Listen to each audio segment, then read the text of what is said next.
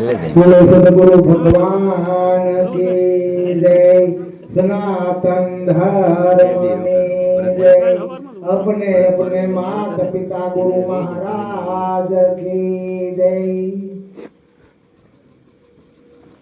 आज अपनी वैसे घना वर्षोथी अपना आश्रमમાં ગાગર વગાડતા મંજીરા વગાડતા મગનભાઈ એ આજ એનું 10મું આ પૂરું થયું।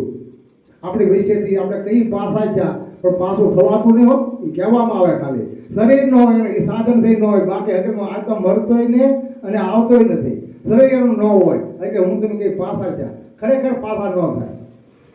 તો એનો આજ ઉત્તર ક્રિયા કહેવાય કે 10મા દિવસે 12મે દિવસે એના કુટુંબ પરિવારને મળી અને આ ભજન અને સત્સંગ રાખ્યું અને આ ઉત્તર ક્રિયાની નિમિત્તે આપણે ગુરુવારે અહીંયા રાખ્યું। હું કામ કે ગુરુવારેમાં કાંઈ બીક આવતા વારા ઘડીએ ગુરુવારે એને નહીં કહેવાનું, બીજાને કહેવાનું, આને નહીં કહેવાનું, આવી જ જાય। કારણ કે એનો રસ જ એટલો બધો, જો રસ હતો એ જ રીતે એ મને સાપ આવ્યો હોવાના પોરમાં મોળો ને એને ગળો પીધો અને એક દાદા હતા એને કડવો થાય કે કાળો થાય અને સાપ અને ઘેરે વાત સાંભળી કે મગનભાઈ સુઈ ગયા। હવે કેટલો બધો એના વાતો કરતા વિચાર કરો તમે, આવડા લોકો વાસણ લેવા જવાના હતા એ બધી વાત કરી અને હરેકથી વાત કરતા અને હાથ આવી જાય ને ઘણા હું જોઉં છું એમનો ભાઈ ખાટલામાં ખાટલા હોતા હોતા મહિનો કાઢે છે।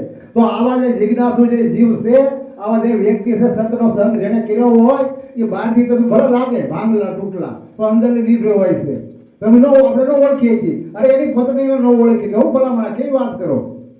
તો આવા વ્યક્તિ આવા જિજ્ઞાસુ જીવ આપણી વિશેથી વિદાય જે લઈ જશે એ આ ઘડી ભારે લગાય ભજન ગાયું કે સુખ દુઃખ મનમાં શીત ધરે છે, આમાં વિધિએ લખ્યો હોય એમ થાય।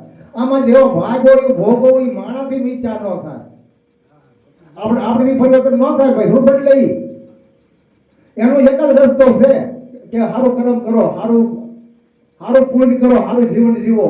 જ્યાં તમને મૂક્યા ને હાસા બનો, જ્યાં તમને કોઈનો સંગ થયો હોય તો સંત કે વિચારોમાં આવો, હું તમારે ત્યાં બંધાવવું પડશે। આ બંધાતા નથી ને ત્યાં બધી પરગતિ કામ કરે, જ્યાં બધી બંધાવવું નહીં ને ત્યાં બધે મન એવું છે ને નાક વાળા વગીનું છે।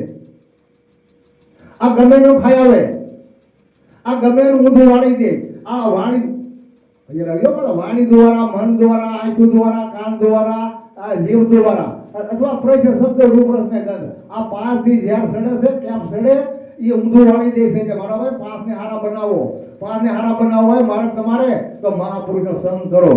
એની વિના આ સમજેવું નથી। ઘણા જન્મોથી હું તમે અસ્તરી થતા આવ્યા, પુરુષ થતા આવ્યા, બે માણસ થતા આવ્યા, 4 ભગવાન થતા આવ્યા, પણ મારા ભાઈ હજી આરો આવ્યો નથી।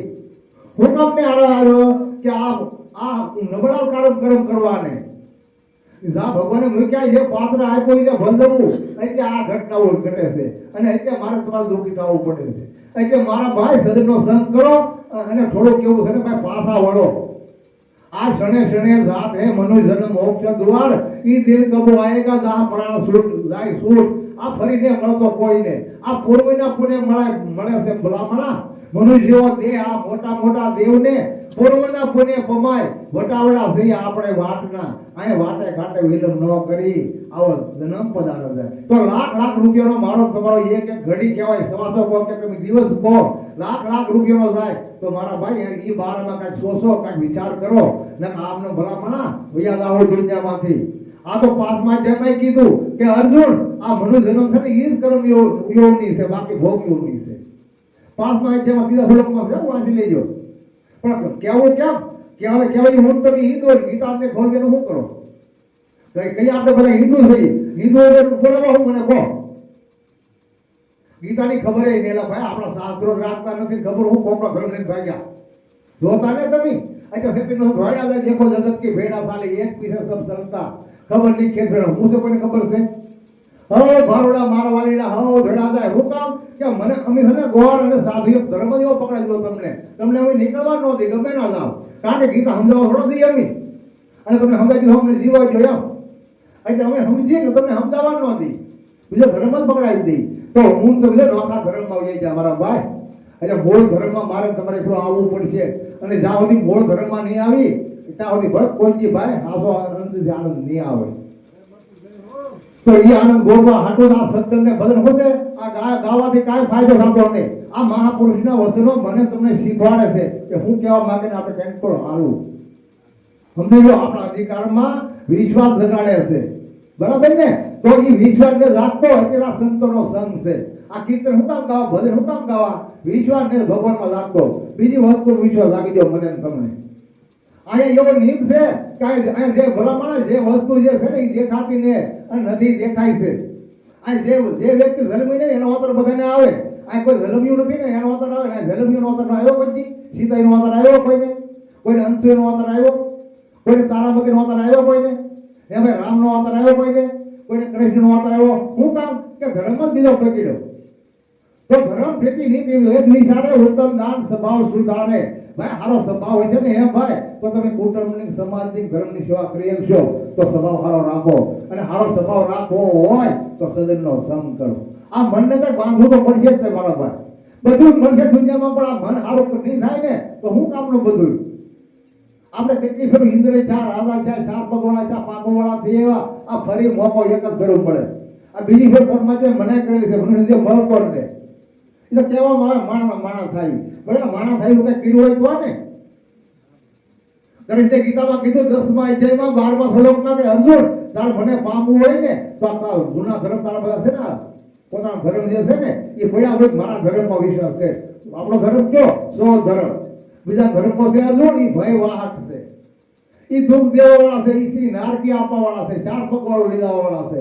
તો આપણો ધર્મ જો છે એ તો ગોતી અર્જુન, એમાં કદાચ મૃત્યુ થાય ને તો તારો હિત છે. તો ભાઈ સાહેબ બીજા ધર્મો છે એટલે ભય વાહક છે, એમાં ઘડી વાહ વાહ કરે. જનોલા શંકરભાઈ કંકો નાખીને આવ્યા. આ ધર્મ બધા છોડી અને સત્યને શરણે જવાનું કીધું. ભલામણા તો એક ફેરો જો ભગવાનનો વિશ્વાસ લાગી ગયો ને તો મારા ભાઈ એનો કર્મ કહેવાય ને કાર્ય શરૂઆત થઈ જાય. એના કર્મની શરૂઆત થઈ જાય. હું કામ મન પછી આ ભૂલી જાય, એને ખીલો લાગી જાય, એને નાદ નખાઈ જાય. તો આને ખીલે બાંધવું પડે છે, અને ખીલે હું તમને બાંધી ત્યાં સુધી આ ધર્મને મળતું નથી. આ દહમા ગઢમાં ભવાનીને શિવજી કે ભવાની શિવજીને કે પ્રભુ મને આ મારું મન શાંત કેમ થતું નથી? તો શિવજી ભવાનીને કહે દેવી તમારું મન એટલે શાંત થતું ને તમારે આ બહારથી બધું સુખ જોવે છે. બહારના સુખ છે ને સપના જેવા છે. આપણે જાયથી પછી કાંઈ હોતું નથી. એમ આ સુખ છે ને બધા બહારના એ સપના છે. કોઈને 60 વર્ષનું સપનું આવ્યું, કોઈને 70 વર્ષનું આવ્યું, કોઈને 25 વર્ષનું આવ્યું.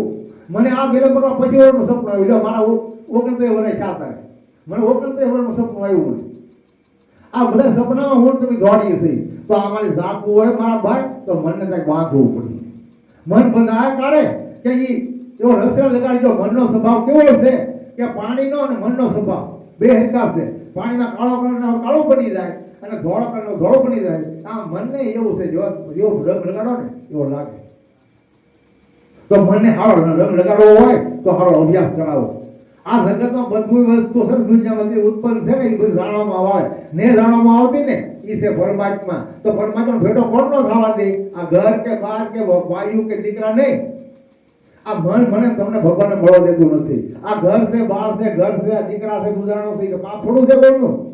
પાપ તો એ છે કારણ વગરનું ભોગવું, ખાવું, પીવું ને એ પાપ છે. આપણા શાસ્ત્રોમાં ના પાડી હો, એ નરકગામી બને એમ લખ્યું એમાં. તો મારા ભાઈ આને નરકમાં ન લઈ જવું હોય તો એક ફેરો આને છે ને મારા ભાઈ કંઈક બાંધો.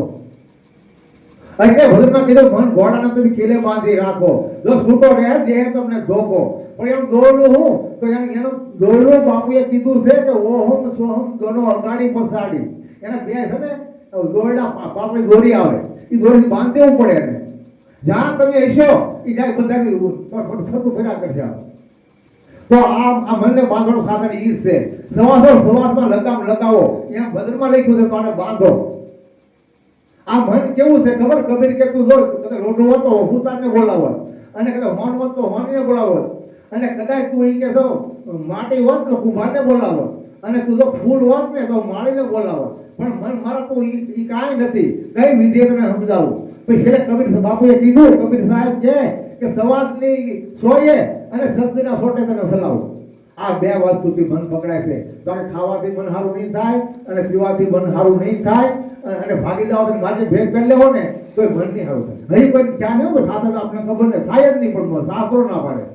અત્યારે રોજ ભગવાન દરિયો કો તો પી જાઓ, આ ભૂમંડળનો ફોન રોકો તો હેલો છે હું રોકી નાખું, પણ મારા નાથા મન નથી રે ઉભા કરવું હું કે અર્જુન તું માની બેઠો ને એવું હાવ નથી.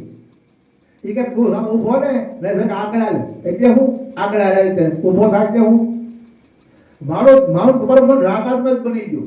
રાગ કોને કહેવાય? એમાં પ્રેમ જાગે ને એમાં ઈર્ષા થાય, આ રાગાત્મક. તો રાગ અને દ્વેષ બેથી પર જે ભાવ છે ને ભાઈ એમ કીધું આ બોલ ને કોઈ પકડાય અભ્યાસ દ્વારા એ ધજાની પૂછડી જેવું છે બરાબર છે, વર્ગ કે વાયરા જેવું છે, પણ અભ્યાસ દ્વારા અવશ્ય રોકાય છે.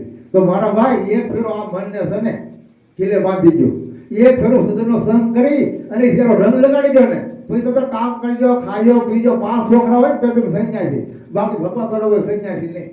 મને તમે લો ભગવા કરો ના પાડે, મને તમને એટલું જ કીધું કે ભાઈ તમે ઝાડ થવો ને હાથા બની જાઓ.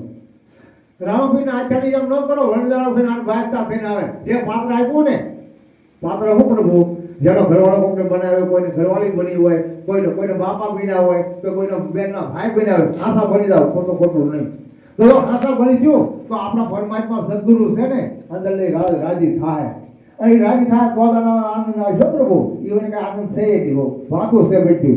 ઘણા વાળા દીકરા વાતો કરે પણ વાતે વસ્તુ મળે નહીં, અને ભોળવે થાય નહીં ભાન વાળી 100 ઘડા રોચ્યું એનો ફળ ન હોય.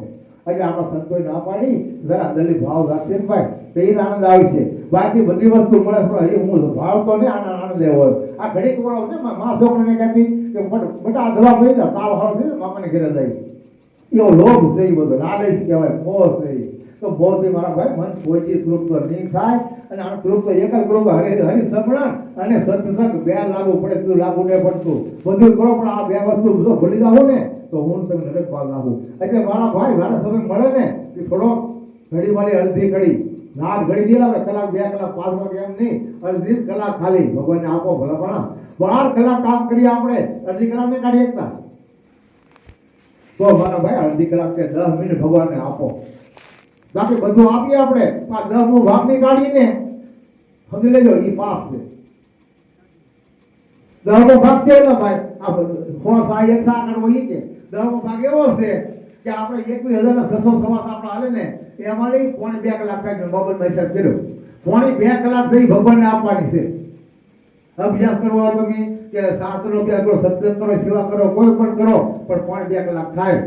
હનુભાઈ થોડો એટલું કાઢો ને ભાઈ, તો હું તમે છે ને માણસ થઈ હો ભાઈ સાહેબ. સતર બાપુ કે ભણું જેવો મોંઘો ભણું રીતે ફરી આવે વારંવાર. આ ભાઈ કો ભજી લઈને કીર્તન એક જ ફેરો આ પરમાત્મા આ લેટવા ટીપ આપે ને, એક જ ફેરો ટીપ આપે, હવે નહીં આપે કોઈ. હુકમ એક જ ફેરો પડે. એનું કારણ છે કે પાપ ને પુણ્ય બે સમતોલ થાય, કારણ મળે છે. આ કારણ થાય તો વ્યવસ્થામાં વિશ્વાસ કરી કોણ મારા ભાઈ પૂર્વના પુણ્યના મળે નહીં સંત શ્રુતિ સમૃદ્ધ કે હતા. પૂર્વના પુણ્ય તો સંત મળે બાબા હું ખાઈ લઈએ આપણે. આવા ભીરું કેમ રહેવું? ભિખારી ભક્તિ ન કરે, રાખા ભજન ની રામ અને દાન દેવા દ્વારા ઈ છે કો મરજીવાના કામ. કલાક આપી હોય નાની મને ખોરડા છે, બીજામાં અપાય, એ વે કાઢવામાં અપાય, બધે 2 કલાકો કઢાય, પણ આમાં ન અપાય બરાબર. આ તો બહુ અઘરું છે ભાઈ. આપણું સદગુરુ લાલાલ હોય ને એ કાઢીએ કે બધા ન કાઢીએ કે બરાબર.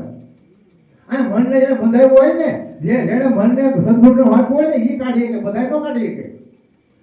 બાકી તો બધા આપણે રાતું કાઢે છે, પણ શું કામ? બીજી વસ્તુ આટલું એમ ઘણા ખેતરી મને ભાડે છે ભાડે દેતા ભાઈ છે, પણ જરા કે આસાર વિચાર કે જો કોઈને મન હારાય તો કહો હમ ખાવાલો બાવાનો દીકરો છો ખોટું નહીં બોલું છે એટલું કહી દે, વધારે નહીં કહો. મારે કોઈની પાસે કાંઈ હોતું નહીં, પણ મારા ભાઈ વિચાર કરવો જોઈએ કે આપણે ભગવાન કામ મૂક્યા. કોઈ પણ વ્યક્તિ હોય વિચાર કરે ને ભાઈ તો પરમાત્મા એવો છે અંદર લેવા સારા વિચારો જ આપે. તો ભાઈ વાડામાં બોલું ને આ ભદ્રવાળા ઘણા છે, અને આ દરવાળા છે ને આ મકર બનાવ છે ને આ 10મા દિવસે કાર્ય રાખેલું છે, અને એના પરિવારે વાહે ભજન ને કીર્તન રાખ્યું છે. એટલે આપણે ભજન ગાઈ બોલો સંતો કાનંદ સાહેબ કી જય, સદગુરુ ભગવાન કી જય. अपने अपने मात पिता